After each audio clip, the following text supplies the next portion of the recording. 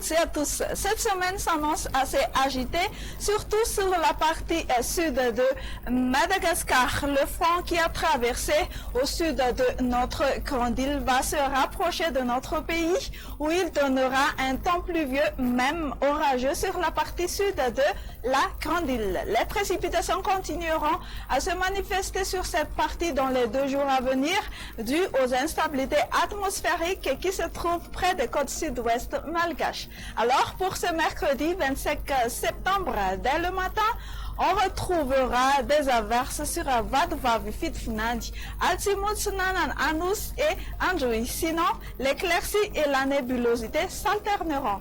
L'après-midi, comme on a déjà dit tout à l'heure, on aura un temps un peu perturbé, des averses sur Diana et sur la partie nord de la région de Sofia. Même type de temps sur Vadva, Fitfnandi et la partie est de la région Vaknakarach, Amour, Nimani, Hotmatsiach et Diurme. En revanche, on annonce des averses orageuses sur Atimojevan, Anus ainsi que sur la région d'Andjoui. Ailleurs, une zone un petit peu sèche avec de belles éclaircies.